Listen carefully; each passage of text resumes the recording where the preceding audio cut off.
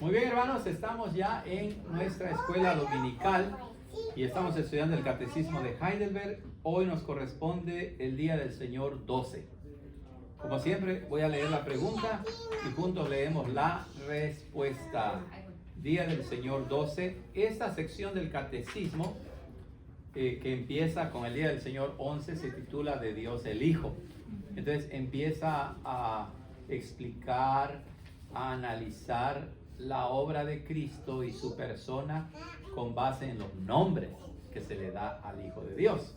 La semana pasada, o la última vez que tuvimos escuela dominical con el pastor Rubén, miramos por qué al Hijo de Dios se le llama Jesús, ¿verdad? Y ahora vamos a entrar a la explicación del nombre Cristo, pero vamos a leer la pregunta 31. ¿Por qué, hermanos, al Hijo de Dios, esa es la idea, se le llama Cristo, es decir, ungido? Porque Él fue ordenado por Dios el Padre y ungido con el Espíritu Santo para ser nuestro supremo profeta y maestro, quien nos ha revelado completamente el secreto consejo y voluntad de Dios con respecto a nuestra redención, y para ser nuestro sumo sacerdote, quien por el único sacrificio de su cuerpo nos ha redimido y vive eternamente para interceder por nosotros ante el Padre, y para ser nuestro eterno Rey, quien nos gobierna por su palabra y espíritu, y nos defiende y preserva en la salvación que obtuvo para nosotros. Bueno, entonces, en la Escritura, como hemos aprendido de diferentes maneras, en la Escritura el dar nombre a alguien o incluso a algo era significativo, no nada más era una etiqueta, por así decirlo, no nada más era un nombre porque nos gusta cómo suena. No, esa es la mentalidad occidental, ¿verdad? De poner nombre porque nos gusta cómo suena, pero en la mentalidad oriental, ¿verdad? Especialmente en tiempos bíblicos, el dar un nombre era ocasionado por algún evento importante que había sucedido en la familia, en la ciudad o incluso en la nación. Y claro, el evento más grande que ha sucedido en la historia de la humanidad es la encarnación, el nacimiento y el ministerio de nuestro Señor Jesucristo. De manera que para poder analizar la persona y la obra de Cristo necesitamos varios nombres, porque los nombres de Cristo nos comunican algo acerca de su persona y de su obra. Incluso los nombres que la misma Biblia nos da no agotan toda la riqueza que hay en la persona y en la obra de Cristo, pero lo que Dios nos ha revelado nos ayuda a entender un poco más lo que Él era, lo que es incluso, y lo que hizo por nosotros. Entonces, ¿por qué al Hijo de Dios? Al Hijo de Dios. Es decir, no debemos olvidar que en primer lugar el Señor Jesucristo, antes de encarnarse, ya existía y es el Hijo eterno y natural de Dios. Él no empezó a existir cuando se encarnó. Él ya existía. Él ya estaba con su Padre en la gloria. Entonces, ¿por qué al Hijo de Dios se le llama Cristo? Es decir, ungido. Noten otra cosa importante, que los nombres que se le dan al Hijo de Dios no es porque Él se haya llamado así en toda la eternidad. No, los nombres que se le dan a Él es para nuestro beneficio y denotan su obra a nuestro favor. Porque Dios en ese sentido no tiene nombre como nosotros, ¿verdad? Él es en un sentido el que no tiene nombre, pero al mismo tiempo Él tiene muchos nombres, porque los nombres lo revelan, lo manifiestan de una manera variada, rica, plena. Bueno, Cristo es una palabra que leemos en el Nuevo Testamento, ¿cierto o no? No lo leemos en el Antiguo. En el Antiguo se utiliza otra palabra, pero en griego, en el Nuevo Testamento, leemos Cristo. Esa palabra proviene del Antiguo Testamento, que significa ungido. ¿Ok? Entonces la palabra que corresponde al Antiguo Testamento es Mesías. El Mesías, que es el que Dios ungió para desempeñar un oficio, un ministerio. Entonces, el nombre de Cristo nos remite a esta práctica bíblica en el Antiguo Testamento y también oriental, ¿verdad? En que a los reyes, a los sacerdotes y a personas que ocupaban un cargo importante se les ungía. Y la costumbre era usar aceite. ¿Ok? Recuerden que Dios, incluso en el Nuevo Testamento, cuando mandó construir el tabernáculo, la tienda de reunión, es decir, esta casa que representaba la morada de Dios, y ahí trabajaban los sacerdotes, mandó a hacer un ungüento, ¿verdad? Un aceite especial que nadie más debería hacer, bajo pena de muerte incluso. Nadie más debería copiar. O sea, la patente era de Dios, por así decirlo, ¿verdad? De ese aceite. Pero es porque el aceite que se usaba para ungir era una práctica que simbolizaba que alguien había sido primeramente escogido para un ministerio. Y además que había sido autorizado. Y además capacitado para desempeñar su oficio. Entonces, cuando se nos dice por qué al Hijo de Dios se le llama Cristo, que significa ungido, no estamos hablando de cualquier otra persona humana. Estamos hablando del mismo Hijo de Dios que se encarnó y que Dios su Padre lo escogió, lo capacitó y lo autorizó, pero todo esto en su naturaleza humana, para ser nuestro mediador y nuestro salvador, porque en su naturaleza divina Él es Dios mismo, ¿verdad? Así que Él es ungido, Él es capacitado para ser algo. Y entonces la respuesta empieza diciendo, Él fue ordenado por Dios. La palabra ordenado obviamente se relaciona con la palabra orden. Pero cuando se aplica a los oficios, ¿verdad? Ordenar es una palabra que se refiere precisamente a ser designado para un trabajo, para un oficio específico. Así que Él fue ordenado por Dios el Padre. Él no fue ordenado, no fue designado por alguna otra persona, como por ejemplo a David, ¿quién lo ungió? Lo ungió Dios, pero ¿a través de quién?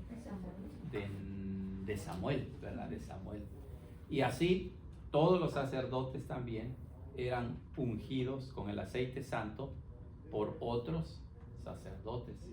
Pero en este caso, el Señor Jesucristo no fue ungido por otro ser humano, sino fue ordenado primero por Dios el Padre, ¿verdad? Dios su Padre. Y eso denota la relación entre el Padre y el Hijo. El Padre que ama al mundo y envía al Mesías, al ungido, para ser el Salvador. Entonces, vemos lo que ya hemos comentado en otras ocasiones, que en el ser divino, Padre, Hijo y Espíritu Santo, no hay oposición, no hay conflicto, sino hay armonía, hay acuerdo. Y el Padre nos ama tanto que precisamente envió a su Hijo Jesucristo. Nada más que el nombre Cristo nos denota que el Padre desde la eternidad lo había ordenado para ser nuestro Salvador. Y además también lo había ungido, ¿verdad? Lo ungió más bien en el tiempo y en la historia con el Espíritu Santo.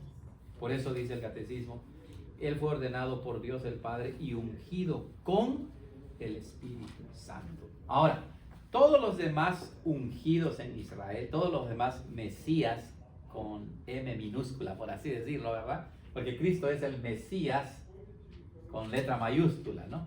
Todos los demás Mesías judíos, cuando eran ungidos, también representaba la obra del Espíritu Santo.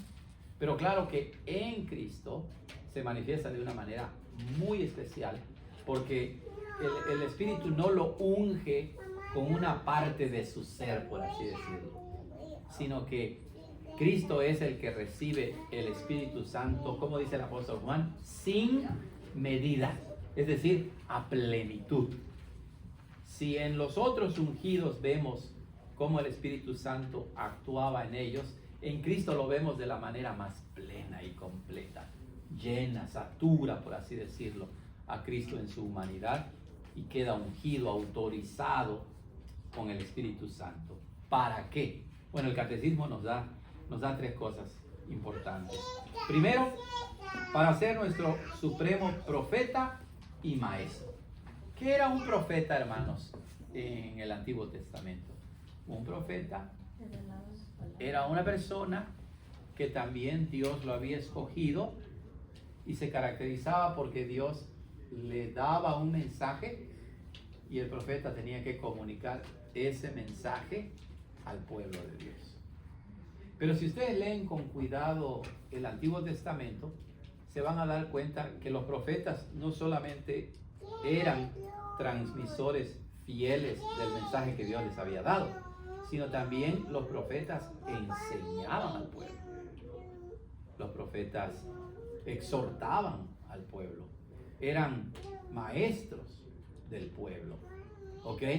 Por ejemplo, Moisés. A Moisés se le llama también profeta. A Abraham se le llama también profeta. Y de Abraham se dice que le iba a enseñar el camino de Dios a sus hijos. Moisés obviamente era un maestro, ¿verdad? Él escribió los primeros 5 libros de la Biblia: Génesis, Éxodo, Levíticos, Números y Deuteronomio. Y en el desierto él enseñaba al pueblo de Israel. Samuel, que fue un juez, también fue un profeta. Dios le comunicaba palabra, la comunicaba al pueblo, pero también enseñaba al pueblo. Y ustedes van a encontrar, cuando leen, por ejemplo, Samuel, Crónicas, Reyes, van a encontrar un dato bien interesante, que habían escuelas de profetas, ¿verdad?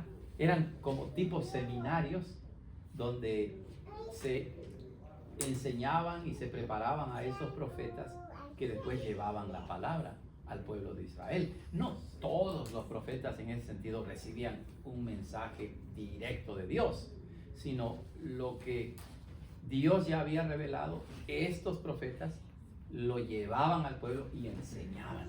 Por eso es que nuestro Señor Jesucristo, cuando viene, pues Él, para empezar, es la revelación misma de Dios. Él, podemos decir, es el mensaje de Dios.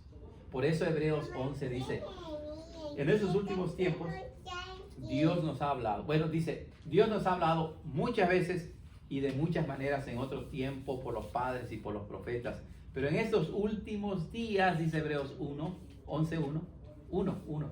dice, nos ha hablado por medio de su Hijo. Esa expresión es interesante porque denota que nos ha hablado por medio de la persona misma del Hijo, de lo que Él es y de lo que Él hace, pero también Jesús comunicó que una enseñanza que tenemos en los evangelios. Entonces, Él es nuestro supremo profeta y maestro.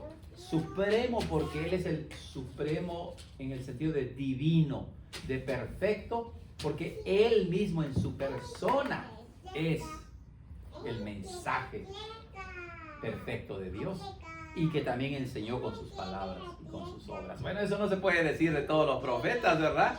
Porque, por ejemplo, de Jonás se puede decir que su persona misma era un buen mensaje, ¿no? ¿Verdad? Era un mensaje malo que Dios lo usó para bien, para enseñarnos a nosotros. Pero en cambio Jesús, su persona misma y su obra y su enseñanza eran el mensaje de Dios. Pero vean cómo dice el catecismo: para ser nuestro supremo profeta y maestro. Y después describe en qué consistió su trabajo, que ya lo hemos comentado. Quien nos ha revelado completamente el secreto consejo y voluntad de Dios con respecto a nuestra redención. Noten, la palabra completamente denota que ya había un mensaje de Dios anterior en el Antiguo Testamento, pero con Cristo el círculo del mensaje se completa. Se completa. Él no es uno que viene de nuevo y nos trae un mensaje completamente de nuevo. No, porque ya el Antiguo Testamento habla de quién, de Cristo, de su persona y de su obra. Por eso dice, Él nos ha revelado completamente. Y recuerden que la palabra revelación denota también el hecho de dar a conocer algo que antes no conocíamos. Entonces, si quieres conocer el camino de salvación, si quieres conocer cómo ser reconciliado, cómo ser perdonado, Cristo te lo tiene que revelar. Y eso es lo que Él ha hecho. Lo ha revelado a su iglesia. De modo que aparte de Cristo, no podemos conocer el camino de salvación. Por eso es que Él dijo, yo soy el camino y la verdad y la vida, y nadie llega al Padre si no es por mí. Es solo a través de Cristo que vamos a obtener, en ese caso, el conocimiento verdadero acerca de nuestra redención, de nuestra salvación. ¿Preguntas, hermanos, con respecto a esto? Sí. Entonces, en el Antiguo Testamento los profetas eran como, no está correcto decir que eran una opción en lugar de los sacerdotes si no hacían bien su trabajo, era un complemento. Sí, hermana, es interesante eso porque ellos no estaban en el templo. Correcto. Los sacerdotes, a lo largo de la historia de Israel, hubieron cambios, ¿verdad? Pero los sacerdotes, su ministerio básicamente radicaba en el templo, en el tabernáculo primero y en el templo. Y claro, enseñaban a la comunidad, a la nación, ¿verdad? Pero una vez que el pueblo de Israel se va a la tierra prometida, pues las 12 tribus de Israel son colocadas en sus territorios, y entonces los profetas enseñaban, sí, pero Dios levanta el oficio profético también, ¿verdad? Entonces, lo vemos, por ejemplo, ¿no? En el Antiguo Testamento, cuando se divide el reino, y entonces Dios envía a un profeta de Jerusalén, lo envía al norte de Israel, donde había un rey, el rey Jeroboam, rebelde. Él va para dar un mensaje al rey Jeroboam. Entonces los profetas, podríamos decir que eran más deambulantes, ¿no? Andaban más de aquí para allá. Pues lo vemos en Elías, lo vemos en Eliseo, ¿verdad? Lo vemos en Jeremías, en Ezequiel. Cuando uno lee sus libros, pues ellos andaban de aquí para allá enseñando al pueblo. Pero claro, no eran los únicos que enseñaban. Los sacerdotes enseñaban también al pueblo de Dios. Porque aquí el Señor dice, y les envié mis profetas. Correcto. Dice sacerdotes, dice Correcto. profetas, ¿verdad? Sí, en esta semana, ya estoy por terminar Mateo, ¿verdad? Y ahí dice, les he enviado profetas, ¿verdad? A unos mataron, a otros apedrearon, a otros hirieron, etcétera, etcétera. Porque el Señor enviaba a sus profetas. O sea que el oficio del sacerdote era más como todo lo que estaba relacionado con sacrificios y eso. Ahora, sí. Después que vino Cristo ya no. Y ya se termina el oficio de sacerdotes en el templo, porque Cristo ya es nuestro sumo sacerdote, como vamos a ver después. ¿Ok? Entonces, Cristo es nuestro supremo profeta y maestro, quien nos ha revelado completamente el secreto consejo y voluntad de Dios con respecto a nuestra salvación. Claro, estaba escondido en el secreto consejo y voluntad de Dios, pero ya no está escondido más ese mensaje. Ahora ya lo conocemos, ya lo tenemos. Vamos a ver Juan 1:18. A ver si alguien lo puede leer. Juan 1:18, que nos habla acerca de la preexistencia de Cristo con su Padre. Y por eso es que Él es el que nos puede revelar el secreto consejo y voluntad de Dios, ¿verdad? Juan 1:18, a ver quién lo lee. A Dios nadie lo ve jamás. El unigénito Hijo que está en el seno del Padre, Él lo ha dado a conocer. Excelente, ahí vemos que para decir que está en el seno del Padre, ¿verdad? Es una expresión que denota que estaba en la presencia de su Padre, siempre. ¿Y quién ha dado a conocer al Padre? Pues el Hijo, ¿ok?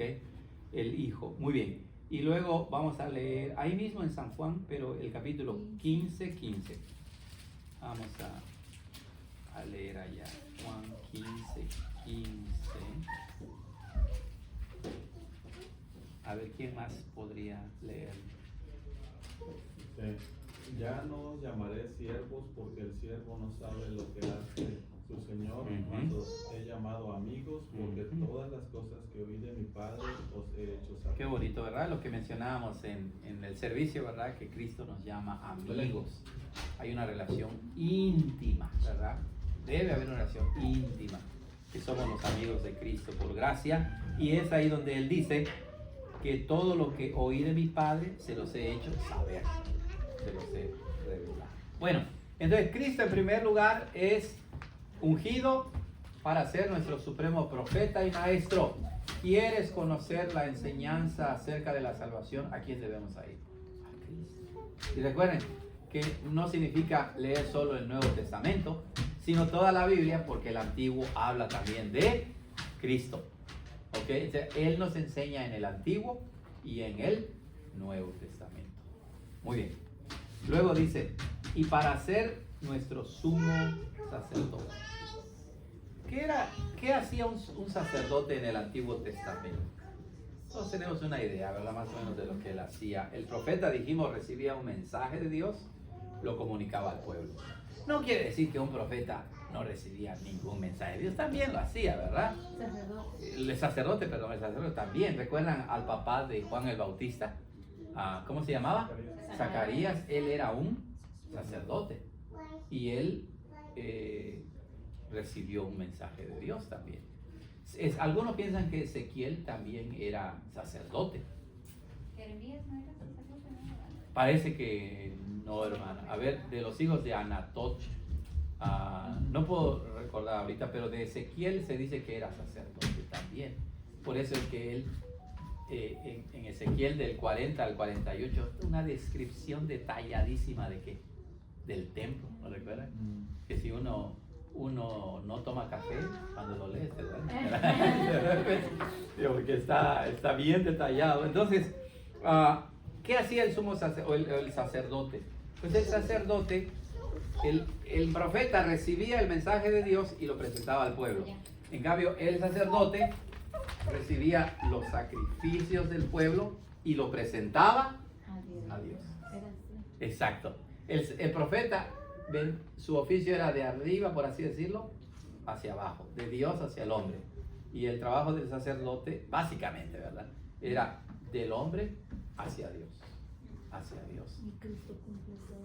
Así es, y Cristo en ese sentido es nuestro supremo profeta y maestro y también es nuestro sumo sacerdote. Ahora, Cristo, ¿se dan cuenta? Nos trae el mensaje de redención. Él es el mensaje mismo. Cristo como nuestro sumo sacerdote, ¿qué hará entonces? Pues Él es el profeta, el sacerdote humano recibía el animal sacrificial, lo sacrificaba y lo presentaba a Dios. ¿Qué hizo Cristo? Él mismo es el sacrificio. Es decir, Él es el Cordero de Dios que quita el pecado del mundo. Porque todos los sacrificios apuntaban a Cristo. Él no tuvo que ofrecer un animal. Él se ofreció a sí mismo, ¿verdad? Para presentar su sacrificio a Dios, pagar por nuestro pecado y que nuestra deuda sea pagada, borrada, seamos perdonados y podamos tener acceso a la presencia de Dios. ¿Ok? Por eso el catecismo dice, y para ser nuestro sumo sacerdote, quien por el único sacrificio de su cuerpo. Recuerden, esta expresión hace referencia a la repetición de los sacrificios que hacían los sacerdotes en el antiguo. Ofrecían todos los días, todos los días, todos los días. Pero el sacrificio de Cristo es infinito en valor porque Él es Dios mismo. Entonces, Él nada más necesitaba ofrecerse una sola vez. Su sacrificio es perfecto. uno por muchos. Exacto. Y antes era cada quien llevaba su... Individual, correcto. Y entonces el sacrificio de Cristo es tan rico porque, nuevamente, Él es el sacrificio. Se ofrece voluntariamente. Se ofrece por gente pecadora como nosotros. Cumple o culmina todos los sacrificios humanos. Y ya no hay necesidad de sacerdotes humanos que lleven nuestro sacrificio a Dios. Él ahora con nuestro sacerdote, ¿verdad? Se ha ofrecido, ha cumplido lo que significaban esos sacrificios, de modo que ahora en Él encontramos el perdón y la salvación. Y solamente a través de Él, entonces, nuestros sacrificios, como vamos a ver después, espirituales, pueden llegar a Dios como un aroma agradable, su santa presencia. Por eso el catecismo dice, para ser nuestro sumo sacerdote, quien por el único sacrificio de su cuerpo nos ha redimido y vive eternamente para interceder por nosotros ante el Padre. Entonces, por medio del sacrificio de Cristo, hermanos, hemos sido redimidos. Por eso a Cristo se le llama nuestro Redentor, porque Él es el que nos rescató de nuestros pecados. Dice el apóstol Pedro, Él nos rescató no con oro o plata, sino con su sangre preciosa. Él es nuestro Redentor, nuestro rescatador, pero su obra no terminó ahí. Su obra ahora en el cielo continúa y ahora es nuestro intercesor. Nuestro intercesor. Por eso el catecismo dice, para ser nuestro sumo sacerdote que nos ha redimido para interceder por nosotros ante el Padre. Vamos a leerlo en Romanos 5, del 9 al 10. Romanos 5.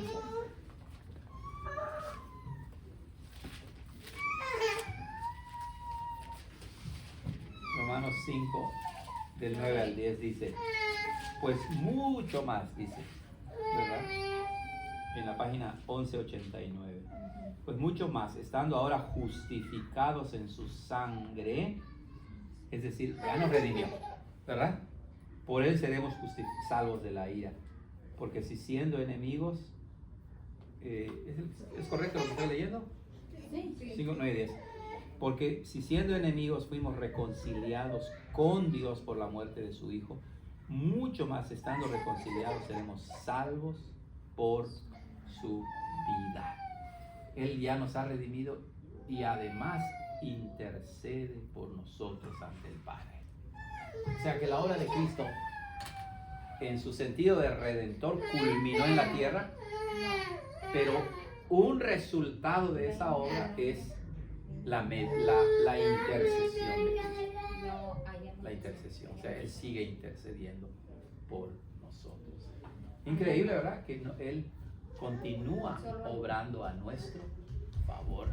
Por eso es que Él es el sacerdote perfecto. A eso se refiere a la palabra sumo sacerdote.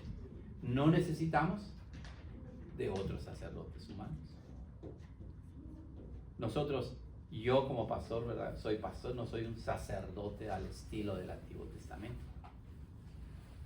Que no van a interceder por nosotros. Exacto, Tampoco, yo no intercedo.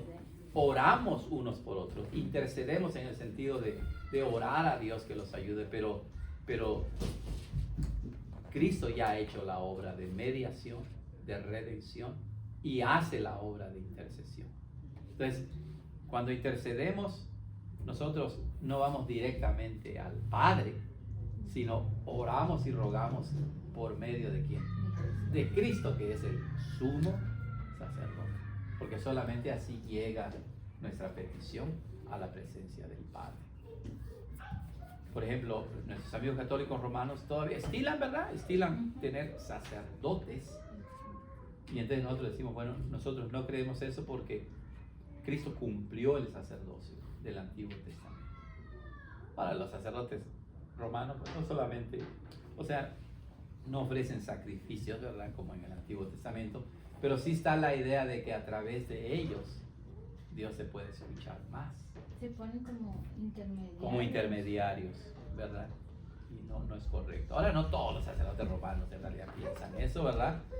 Pero nosotros, por la obra de Cristo, que fue ungido para ser nuestro sumo sacerdote, ya no vemos más necesidad de un oficio sacerdotal. Como vamos a ver, todos somos sacerdotes porque compartimos la unción de Cristo, pero ya no hay un oficio sacerdotal, como tampoco ya no hay un oficio profético. Por eso cuando alguien llega y dice, voy a venir el profeta, ¿no? Nos decimos, no creemos eso, no creemos eso. De manera que todo gira en torno a la persona de Cristo. En el momento en que empiezas a decir, viene un profeta, viene un apóstol, viene un sacerdote, viene, la atención ya gira alrededor de quién, de esa persona. Él me va a hablar de Dios, Él va a hacer esto, Él va a hacer milagros. No, Él no hace milagros. Los milagros son obras de Dios.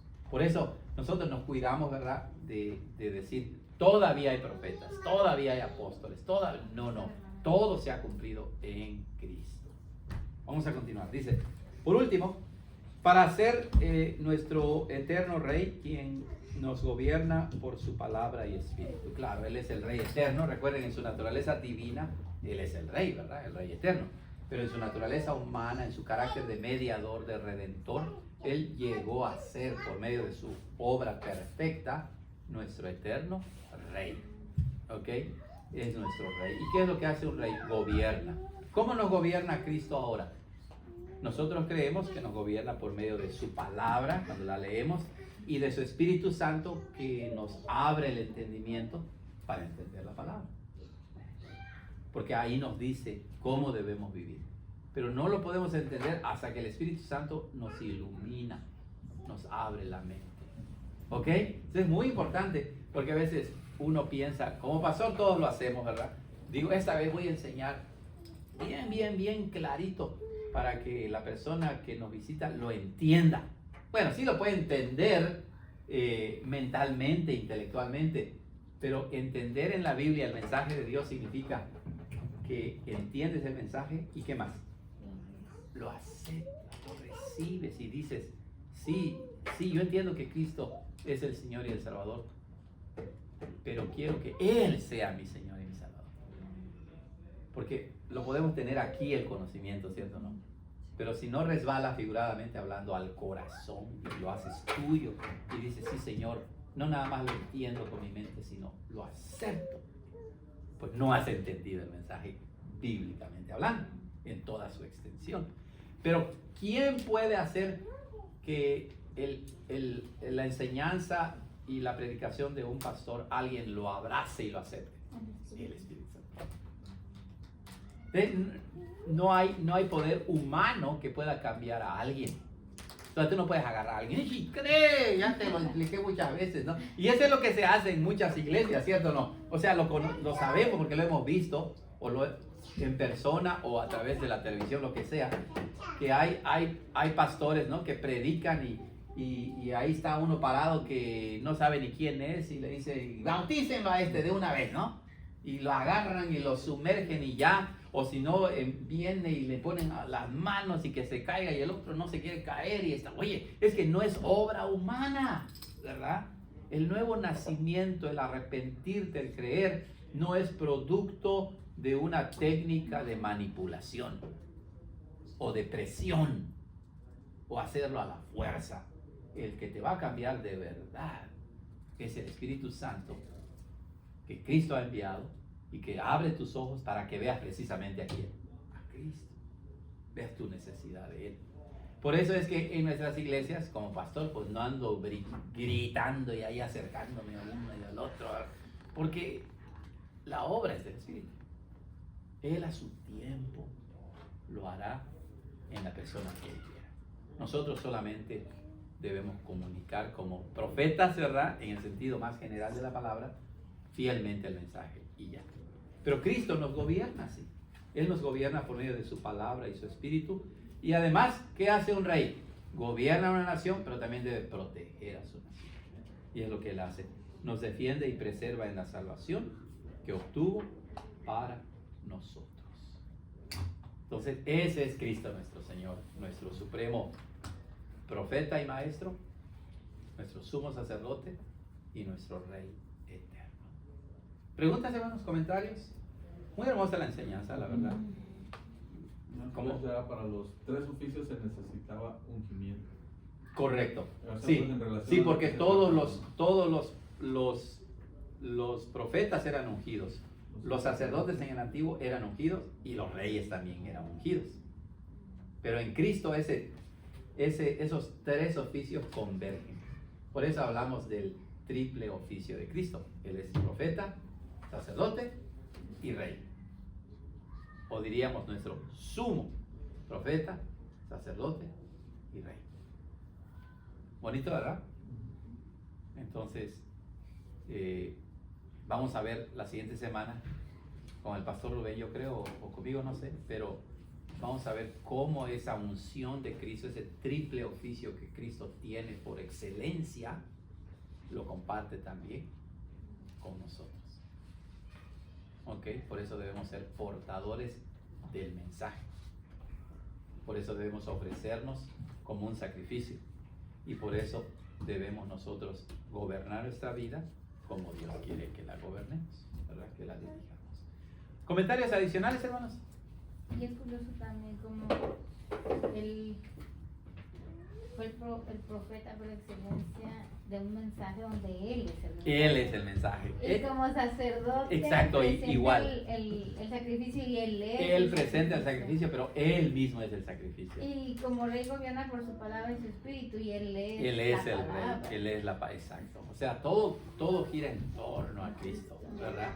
Por eso es que digo, o decimos, ¿verdad? Como cristianos reformados, cristianos bíblicos, que queremos ser bíblicos cada vez más, en el momento en que resucitas injustificadamente el oficio apostólico, el oficio profético, el oficio sacerdotal, el oficio de salmistas incluso, ¿verdad? Que uno dice, wow, ¿y estos oficios de dónde salieron? La atención ya no gira en torno a Cristo. La atención empieza a girar en torno a la persona. Ahora, ¿Dios usa a unos más que a otros? Sí, en su soberanía Él lo hace. Pero eso no significa que entonces me voy a esta iglesia o a la otra iglesia porque ahí está fulano de tal. Ya estamos siguiendo a un hombre. Todo lo contrario, cuando entendemos esta enseñanza, tú dices, yo quiero ir a esta iglesia porque ahí se exalta a Cristo, porque ahí se enseña el Evangelio, porque ahí puedo llevar a mi familia y sé que van a cuidar de mí, van a velar por mí, me aman, ponen en práctica el Evangelio, se enseña y se pone en práctica el Evangelio. Son principios importantes, ¿cierto o no? Para escoger a qué iglesia vas a asistir. Bueno, vamos a terminar con una oración, hermanos, porque ya escucho a los niños ahí. Uy, ya se pasó el tiempo. Oremos, Señor, gracias por este tiempo de reflexión y de estudio en este día del Señor, que nos habla acerca de nuestro Señor Jesucristo, la importancia y la relevancia de habérsele llamado Cristo al Hijo de Dios. Ayúdanos a amarle a Él con todo el corazón y amar a nuestra iglesia que enseña a Cristo y quiere vivir como Cristo, nuestro Rey eterno, nos manda. En su nombre oramos. Amén. Muy bien, hermano.